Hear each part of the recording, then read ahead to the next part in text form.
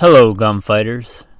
Welcome back to Gunfighter Life, the podcast where we talk about gunfighting the right way, with God at the center, and real-world, first-hand experience. Saddle up, all you AR junkies. That's what today's episode is going to be about. Kind of one AR to rule them all. A thought experiment, if you will.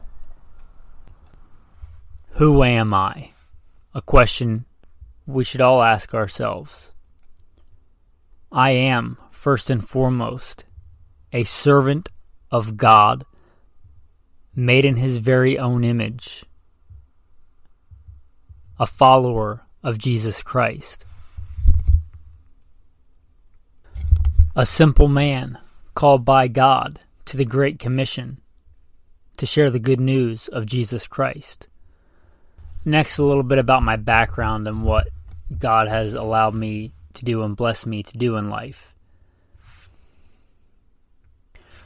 Grew up what most would consider very poor in the backwoods of the southeastern and mid-Atlantic United States, hunting and fishing.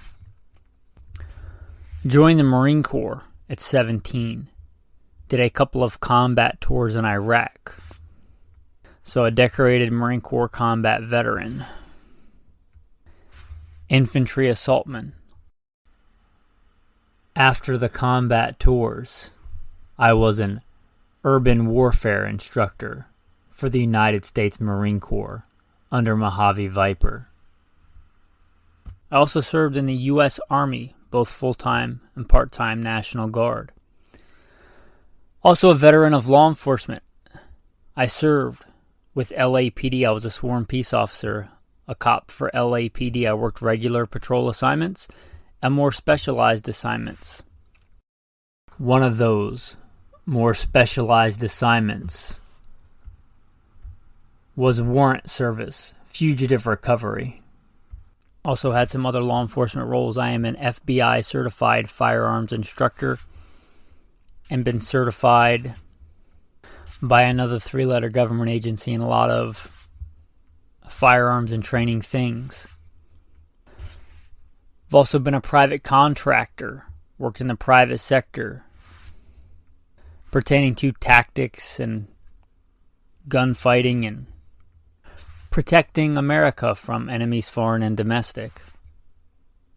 I served as the commander of a tactical team to stop active shooters in a large metropolitan area. That was our primary mission, to stop active shooters, which sadly are a thing in America today. I've also been blessed to do quite a bit of competition shooting. Started my first formal competitions even before joining the Marine Corps at 17. I had won more shooting competitions than I can remember. I have competed in all manner of disciplines in shooting. I've been blessed to be a state rifle and pistol champion, West Coast regional champion. Like I said, been blessed to win more shooting competitions than I can remember. Mentioned hunting. I've hunted to put meat on the table, starting when I was a child. I've also been a professional big game hunter and guide, hunting and slaying all manner of beast. And I don't apologize for that. Humbled to be the host of 3 podcasts. Simple Man Sermons, Alpha Male Podcast, and Gunfighter Life. Obviously, as things not mentioned, I've been blessed to do many other things. But, again, first and foremost, I'm a servant of God, a believer and follower of the Bible, the Word, Jesus Christ. And I don't apologize for that. With that, let's transition into today's topic.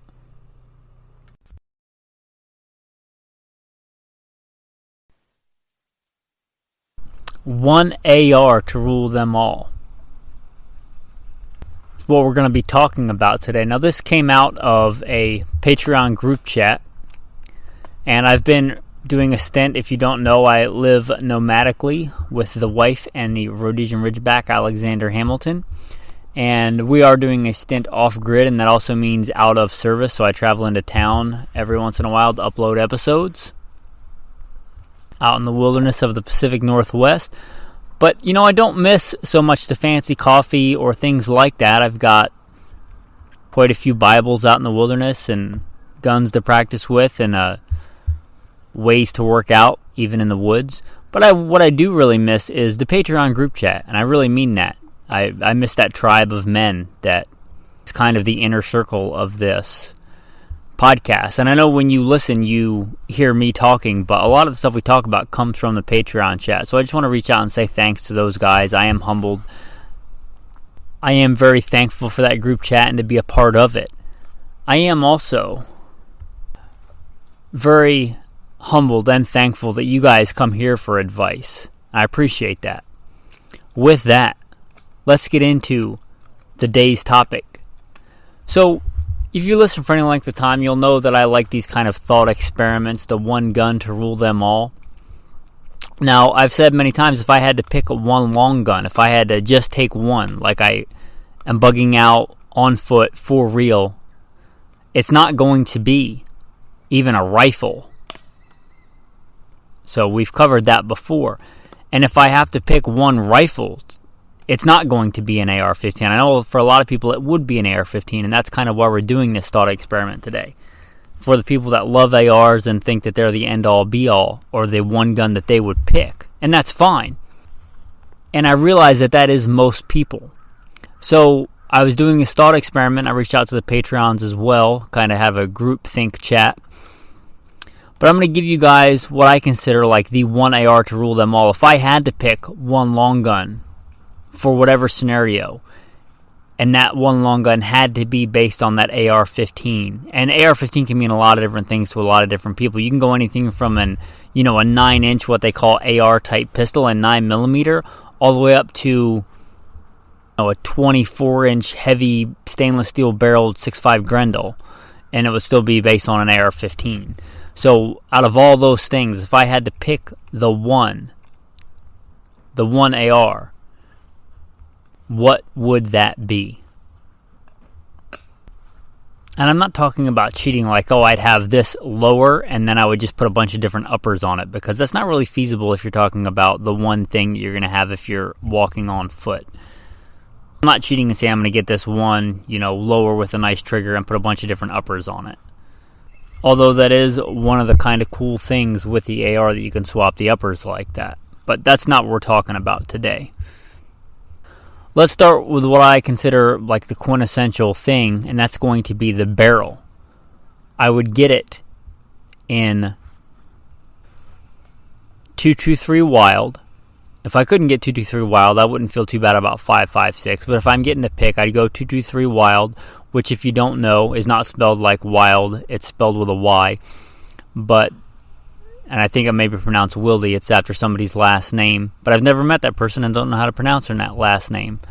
So without going too far down that rabbit hole, the 223 Wild is a chambering that will allow you to fire both 5.56 safely and 223.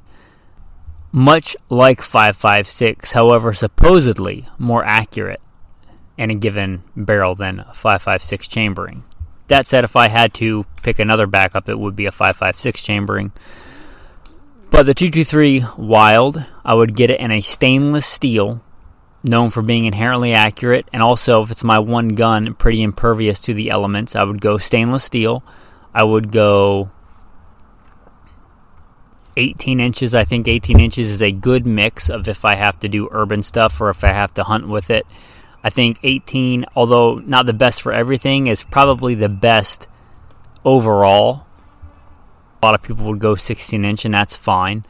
But I think 18-inch stainless steel barrel, if I can get it with 5R rifling, I would do that. Not a big difference there. If I couldn't get 5R, I wouldn't cry about it. But 5R, if I'm getting to pick the ideal, I'd probably go with that.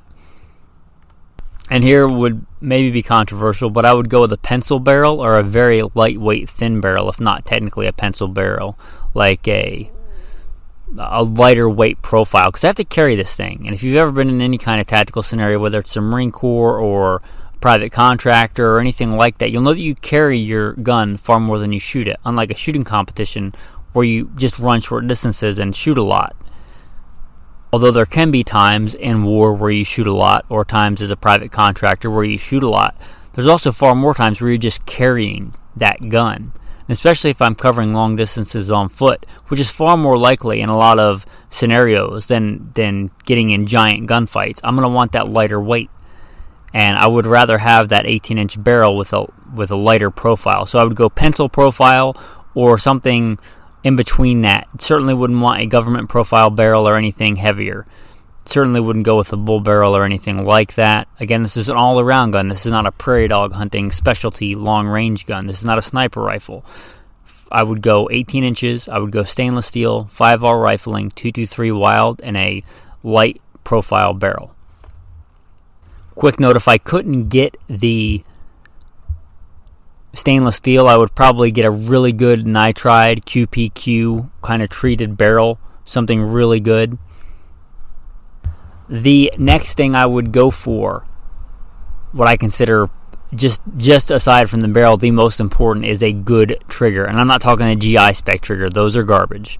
Yeah, I know you can shoot well with them. I was an expert rifleman in the Marine Corps. I know you can shoot with just iron sights and get good hits out to 500 yards with the military trigger. That said, those triggers are kind of garbage. You're working around something instead of working with something. A good trigger, kind of my go-to, and I don't get any sponsors, any kickbacks. I take no bribes on this show, but I like Timney of all the ones that I've used. Timney makes good triggers. Or Geisley. I really like the Geisley flat trigger. But either one of those, if I was picking, I'd probably go with the Timney trigger, a drop-in one-piece unit.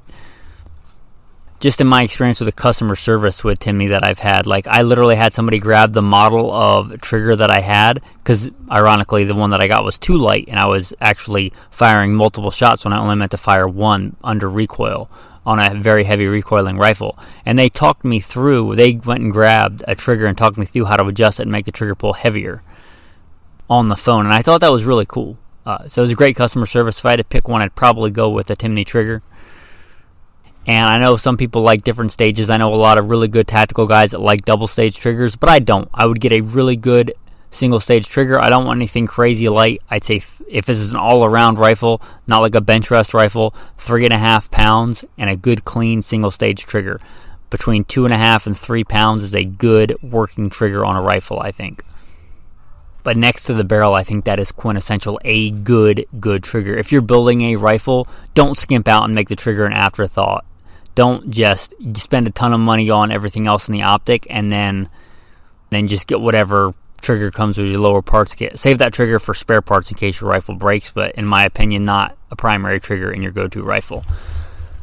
So that being said, a good single stage 3.5-ish pound trigger or thereabouts. I wouldn't have any problem with going lighter as long as it's clean. I wouldn't have any problem even going heavier as long as it's a clean break trigger. If it's going to be my one go-to gun, if I had to, I would go direct impingement, but it's not my first choice. I have had catastrophic failures in the invasion of Iraq when I was a Marine Corps infantryman. I had a catastrophic failure with my direct impingement Colt Ar15, which catastrophic meaning you couldn't fix it with a tap rack bang, you couldn't fix it with a double feed, you couldn't fix it with a triple feed malfunction clearance. It was out of commission until it went to a gunsmith. And I have seen that happen with other people's ARs. Some of that can be mitigated by going to a piston. That said, if I had to, I would go direct impingement, but if I could, I would go with a good piston system. And my number one choice for that, it would be Adams Arms. If I could get a good mid-length system, piston-driven, with an Adams Arms. PWS also really makes some good piston systems. I think they're a little bit heavier in the Adams Arms.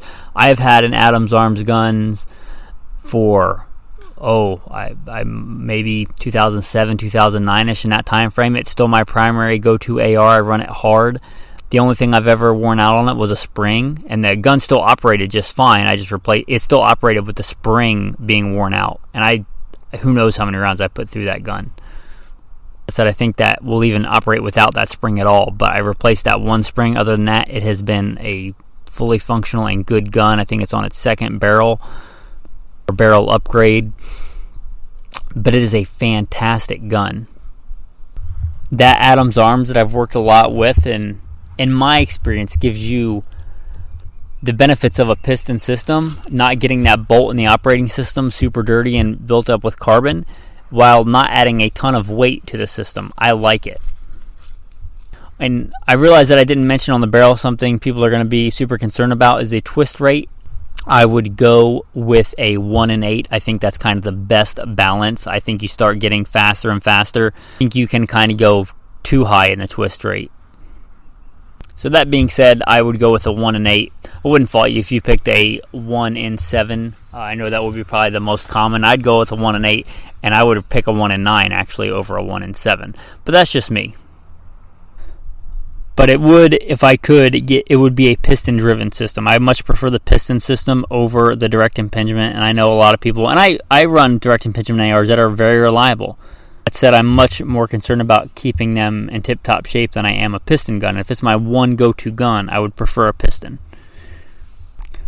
I would go with a good muzzle brake.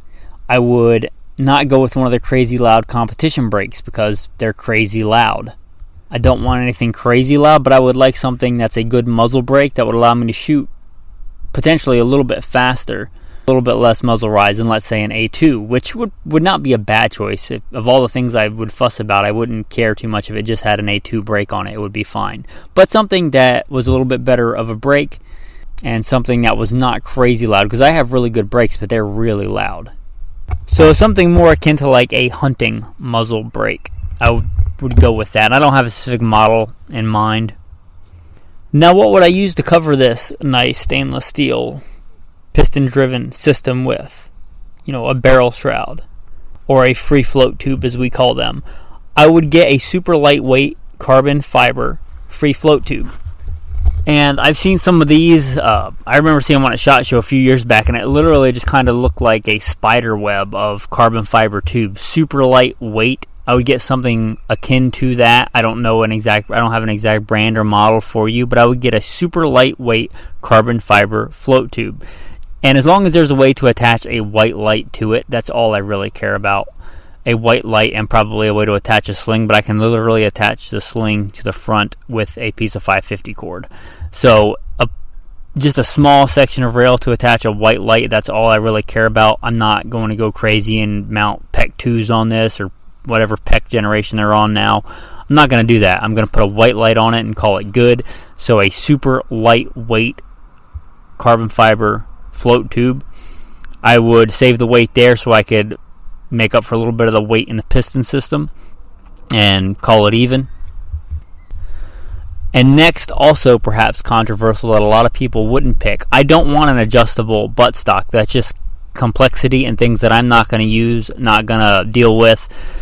Those adjustable things people say for body armor, that was kind of the last generation of body armor when it was super thick everywhere. The new stuff, even the AR15 with a swimmer's cut, really negates that. You don't need adjustable length of pull body armor. You don't need an adjustable length of pull stock. I don't want one. It's just added complexity, added stuff that's going to get in the way. The fact that it'll go down 2 more inches, I don't really care about. I would pick a one-piece, non-adjustable buttstock. If I could get just an original M16A1 buttstock, I would be totally happy with that. I think the A2 is a little bit too long, at least for me. I wouldn't want that. I would much rather have the original M16 length buttstock and non-adjustable. Also, you might have to bash stuff with it, and having a non-adjustable, pretty sturdy buttstock I would like. So again, I would go with the M16A1. If they make just a tube that's non-adjustable with a hook on the back, that's even a little bit lighter, I might go with that, provided it was sturdy enough to hit stuff with. But a non-adjustable M16 A1 length, somewhere in the 13-ish inch length of pull, I would go with that. That would be my go-to. I would not want one of the adjustable M4 style stocks. That just wouldn't be what I'd want on there. I know a lot of people would like the adjustable and super adjustable stocks. This is not my thing. Usually, even when I have those, I just put them in one position or mark them so that I have it in the right position. I don't sit there and adjust them back and forth. Last, but certainly not least, I'd say this goes behind barrel, trigger, and the next one, sighting system. Let's start off with what I would consider quintessential on a my one gun would be backup iron sights. I started doing this a long time ago, long before it was really popular, but 45-degree offset backup iron sights. I really like those. I like running them that way. I have for, I can't remember how long ago I switched to those, but I really like them, the 45-degree offset backup iron sights. There's a lot of good brands out there now, a lot more than there were. I think when I first started doing it, I had to kind of get a way to mount the rails 45 degrees on my free float tube because people weren't just making, the hang off the side 45-degree backup iron sights. But that being said, now there are a lot of really good choices. So any of the good 45-degree offset backup iron sights, I consider good backup flip up iron sights kind of essential. And if I can, I like my front sight post not foldable, but my rear sight foldable. Just I don't see that it gets in the way that much, and the less moving parts, the better. But anyway, 45-degree offset backup iron sights, a good peep sight. I know they make some that are kind of like pistol sights, but in my opinion, if I'm going to have backup iron sights, I at least want the ability to reach out and touch at some kind of distance. I would just go with peep sights, very similar to, the original M16 A1 style peep sight, kind of fixed that I could zero for, say, 50, 250, kind of zero.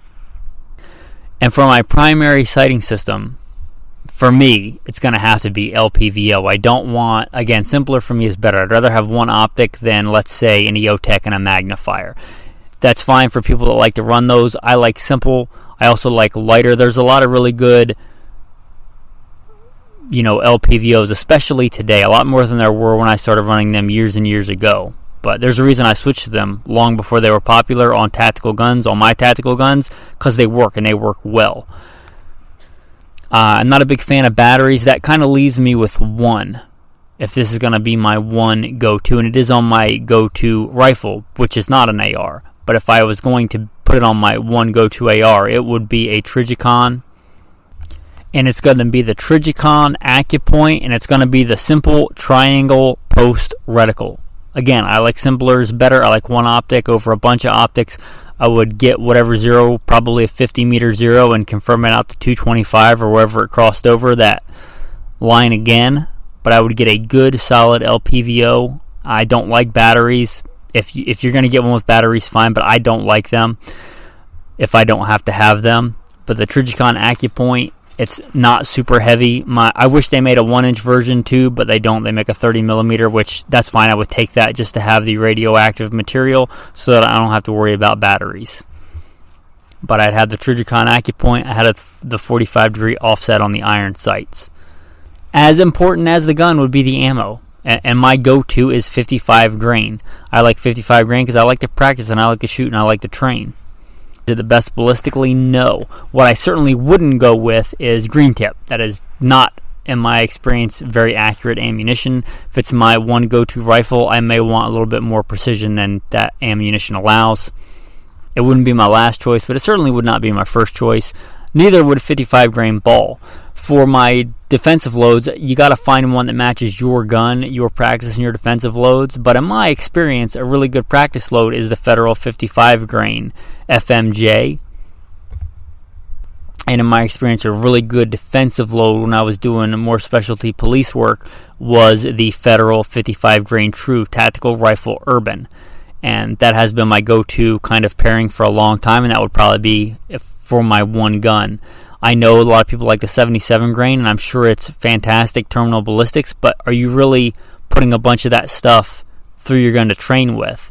And for training, don't you want to shoot in the same place? Are you going and readjusting your optic and changing your zero every time you go from training to putting it back behind the seat of your car for your vehicle carry gun? Because again, if this is your one go-to gun, it should be the one you train with and carry on you for defense in your car or whatever.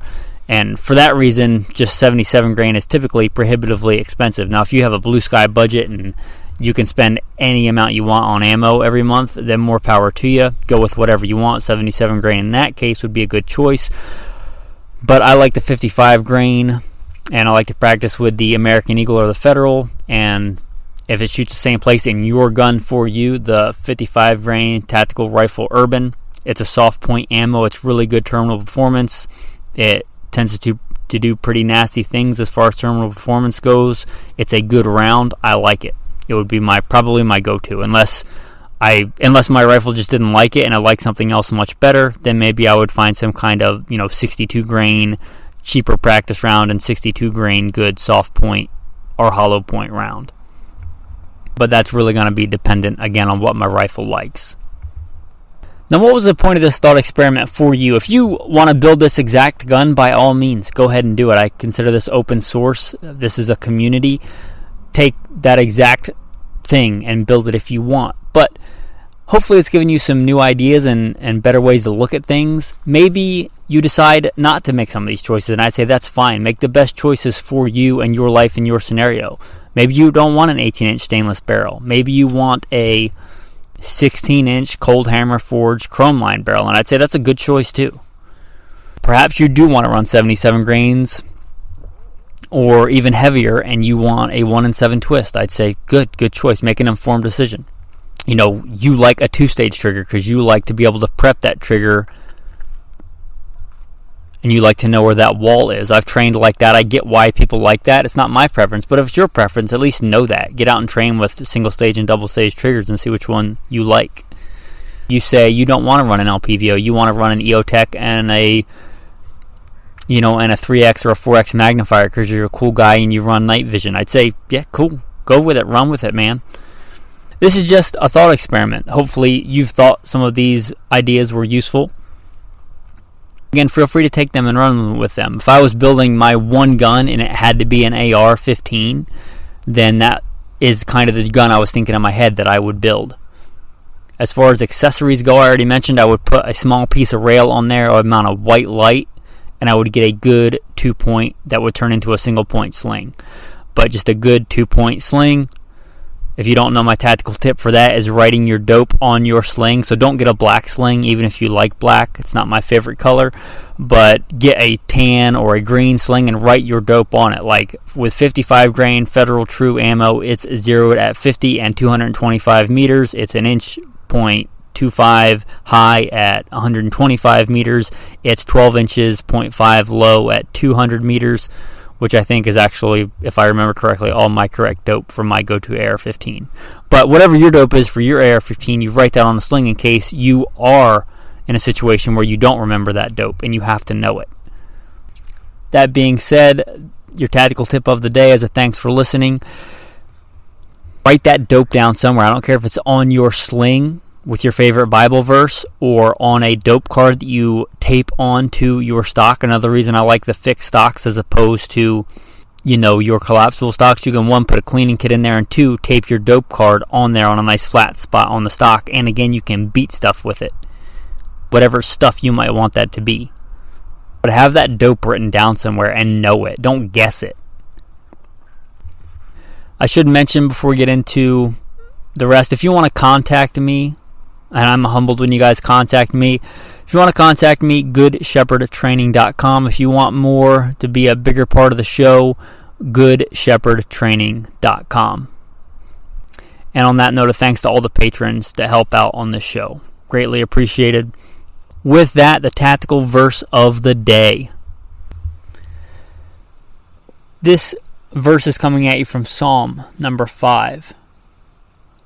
Let them ever shout for joy, because you defend them. Let those also who love your name be joyful in you. For you, O Lord, will bless the righteous. With favor you will surround him as with a shield. As you've heard in the bio, God has gotten me through, and only by His grace and provision. He got me through that when a lot of other good men did not make it back. And not because I'm better or special, because God chose to have mercy on me. And because God is with me and has mercy on me and loves me, that gives me a deep joy in whatever situation, in whatever circumstance. As Paul says, I have learned in whatever situation I am to be content. I know how to be abased and I know how to abound. I can do all things through Christ who strengthens me. Whatever situation. Even in some pretty miserable ones, I've drugged my wife on some pretty crazy adventures. And we were recalling them yesterday, and I was talking about how great they were. And she was like, we almost died. And I said, yeah, that doesn't make it not great. Anyway, have joy. Know that if God is with you, there's a source of inner joy and inner peace, and always be willing to share. Always be ready to give an account of that joy that is in you, that sets you apart. We talk about some pretty somber stuff here at Gunfighter Life, and I've certainly been through some pretty grotesque and horrible situations in the world as far as humanity goes, and war and police work. But that doesn't compare with the beauty of the Lord. Always be ready to give an account for that joy and that peace that you have in Christ. With that, men, thanks for listening, and have a blessed day.